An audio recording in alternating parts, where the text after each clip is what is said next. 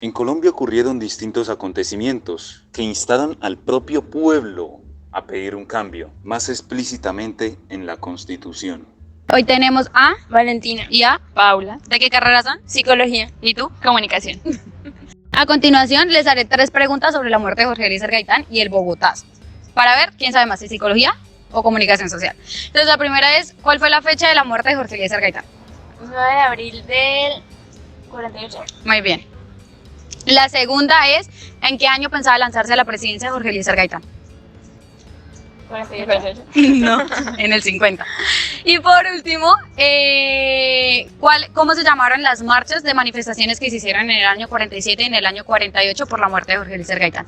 La de El Silencio Ajá, y Antorchas. muy bien. A continuación les voy a contextualizar acerca del asesinato del jurista, escritor y candidato político Jorge Eliezer Gaitán.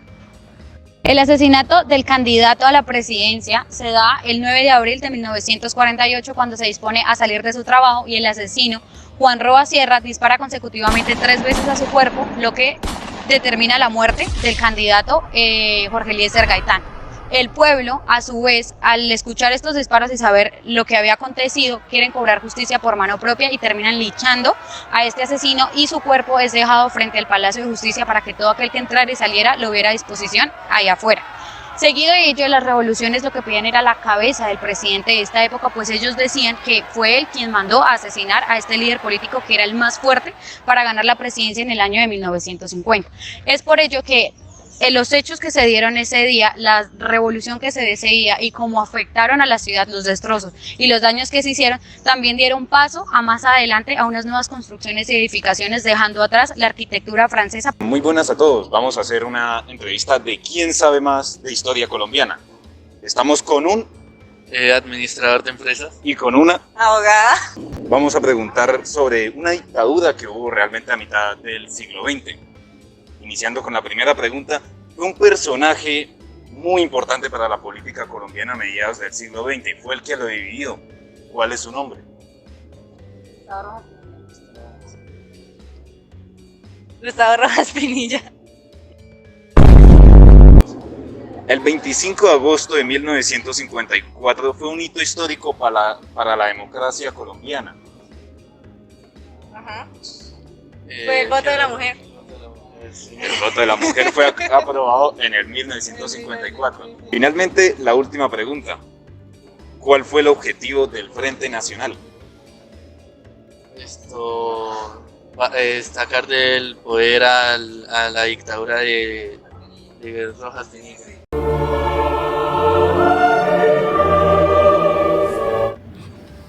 En 1953, el general Gustavo Rojas Pinilla, en apoyo del opositor del presidente Gómez, engendró un golpe de Estado pacífico porque no se accionó ningún arma, todo para sacar del poder al Partido Liberal y más específicamente al presidente Gómez. Todo esto ocurrió con el objetivo de tomar control de una época creciente en la violencia, en la que los dos partidos tradicionales, liberal y conservador, estaban, mejor dicho, empoderándose del país de un mal modo. El general Gustavo Rojas Pinilla es conocido por conseguir distintos logros en todo el país, ya que era una forma de dominio absoluto que él ejercía sobre toda Colombia. Él logró generar una voluntad política que ayudó a Colombia a poder emprender distintos proyectos, ya sean de infraestructura, obras sociales y principalmente favorecer el crecimiento económico del país. Pero uno de los mayores logros fue el voto femenino, principalmente, y bueno, curiosamente, fue su esposa la primera mujer en poder votar en todo el país. El dilema es que resulta que, bueno, Gustavo Rojas Pinilla no se lanzó democráticamente en ese momento. Al instante que él fue derrocado, ahí sí las mujeres curiosamente pudieron votar. Y bueno, resulta que realmente derrocado Gustavo Rojas Pinilla no fue. Precisamente este hombre se vio obligado a renunciar debido a la presión que estaban engendrando el Partido Liberal y Conservador.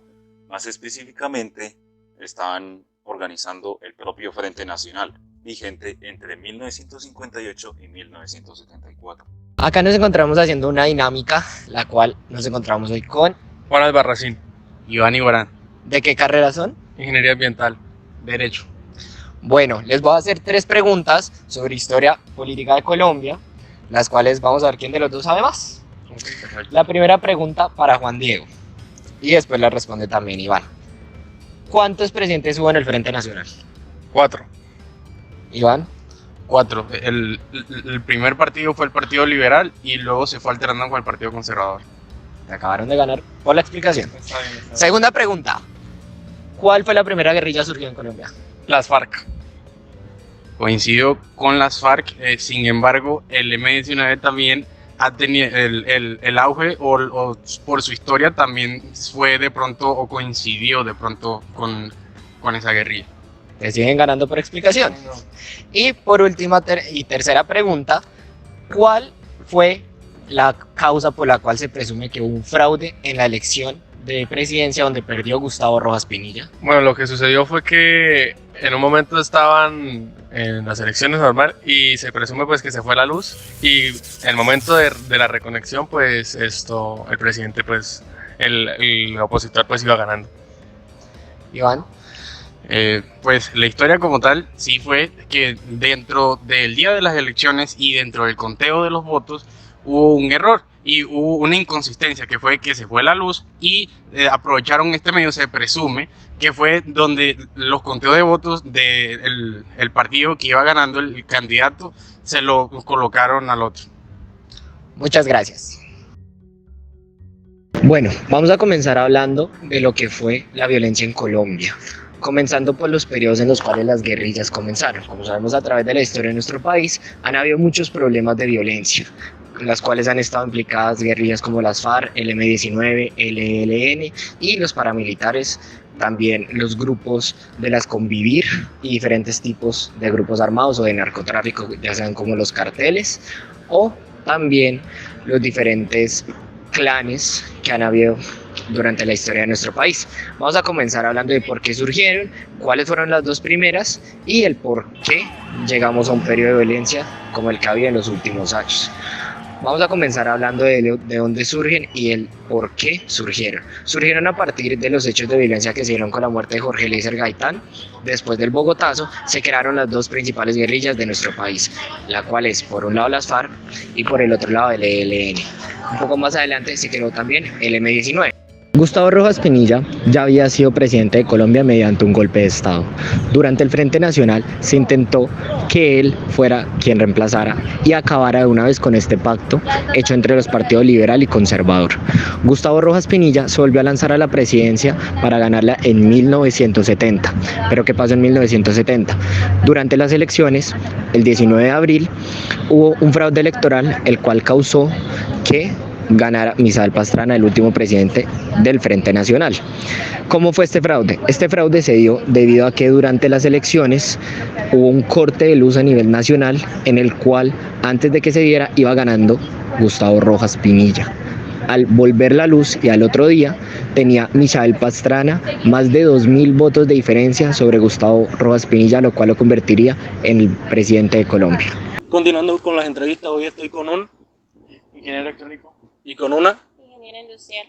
En 1985 ocurrió un suceso que cambió el rumbo de la historia colombiana. ¿Cuál fue este suceso? Fue como la semana de tipo masacre que hubo en el Palacio de Justicia, que fueron creo que 5 días, a partir del jueves, si no estoy mal, en donde hubo pues, afectados, niños. Ese confrontamiento fue junto con el ML-19 y no me acuerdo lo que se involucró. Sí, evidentemente los participantes aparentemente no tenían una idea básica acerca del M-19, así que aquí estoy yo para contextualizar. El M-19, Movimiento 19 de Abril, es un grupo guerrillero colombiano que surge por la desigualdad, la corrupción política y la represión en Colombia, los cuales durante su historia tuvieron demasiadas acciones armadas, secuestros y toma de rehenes. ¿Quiénes fueron los responsables de la toma del Palacio de Justicia en 1985?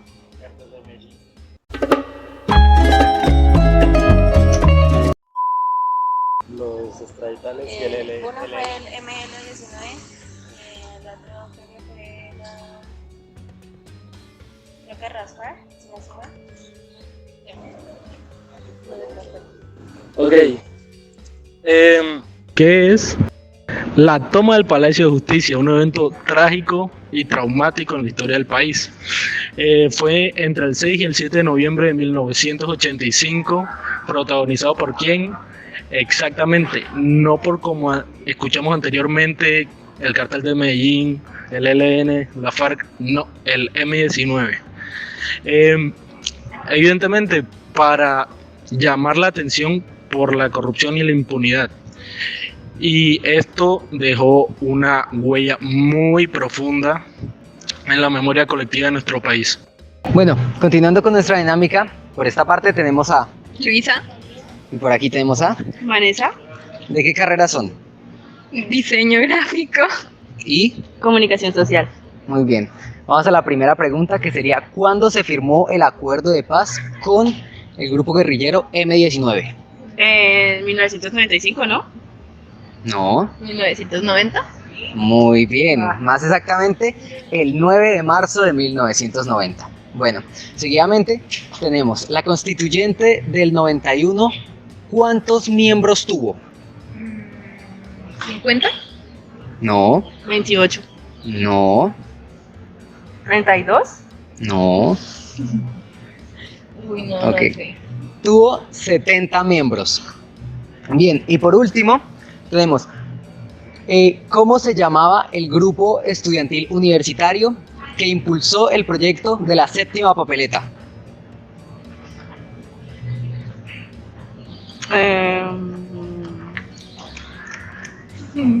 ¿Por Colombia? Más es algo así como que podemos salvar Colombia. Muy bien, todavía podemos salvar Colombia. Listo, muchas gracias. Bien, ya llegados los años 1990, debemos tener en claro un proceso que se llevó a cabo, y fue los acuerdos de paz con el M-19. Con este grupo guerrillero se llegó a un acuerdo de paz para la desmovilización de estos y la representación política. Entonces, ya para el año 1988, se tenían unos planes de acuerdo del presidente Virgilio Barco. A este acuerdo se le conoció como el Acuerdo de la Casa de Nariño. Este tuvo el apoyo del expresidente Pastrana y el apoyo del candidato Luis Carlos Galán. Este proyecto al final fue declarado inconstitucional, y con el asesinato de Luis Carlos Galán se empezó a reformular la idea de un órgano constituyente. Condiciones para liberar al conservador Álvaro Gómez Hurtado. Posteriormente, la Corte Suprema dio como válida la consulta popular, en la cual más de 2 millones de personas ejercitarían su derecho al voto, en el cual el 86% aprobaría esta constituyente. Como resultado, se escogerían 70 miembros para esta constituyente de distintas facciones políticas, incluyendo al ahora desmovilizado M-19 y algunos partidos como el EPL, que tenían derecho a voz pero sin voto. ¿Esto en qué resultó? Que para el día 9 de julio de 1990 se lograra determinar las condiciones idóneas para la nueva constitución de 1991, que se firmaría el 4 de ese mismo mes. Pero entonces, ¿qué vamos a hacer? Es un chico. No. A continuación les voy a contextualizar un poco sobre la muerte del jurista. Siguiendo con las entrevistas de mis compañeros, hoy tenemos a Valentín y a Paula. ¿De qué carrera eres? Psicología. Bueno, vamos a comenzar hablando de lo que fue la violencia en Colombia con el surgimiento de las guerrillas. Conservador. Liberal. Por ellos no estarían solos ni respaldados.